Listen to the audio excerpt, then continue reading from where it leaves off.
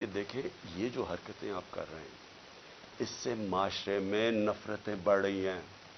اس سے بالکل یہ نہ سمجھیں کہ لوگ ڈر جائیں گے. سوشل میڈیا کی آپ کو سمجھ نہیں ہے.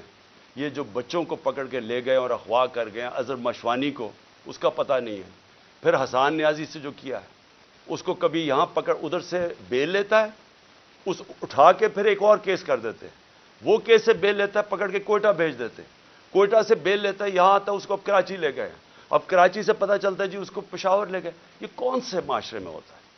مجھے بتائیں کسی جمہوریت میں، اور ہماری بتائیں، میرے 3.5 سال میں بتائیں کبھی کسی سے ایسے ہوا ہے؟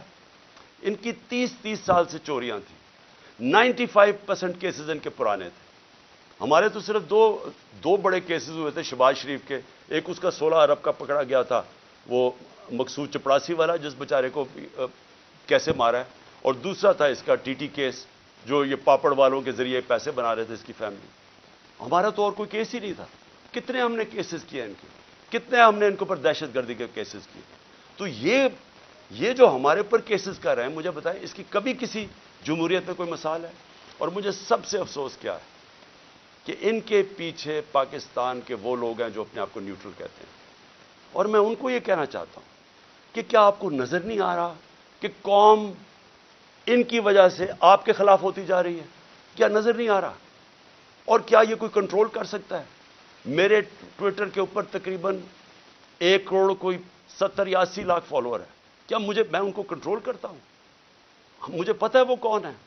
کیا کسی کو سوشل میڈیا کا پتہ ہے کہ کون کیا کرتا ہے؟ اگر پرو پی ٹی آئی بھی ہے اس کو، وہ آزاد لوگ ہیں، ان کو کنٹرول نہیں کر سکتا. اور باہر پاکستانی بیٹھا ہے، 1 کروڑ پاکستانی باہر ہے، کیا وہ کنٹرول میں ہے کسی کے؟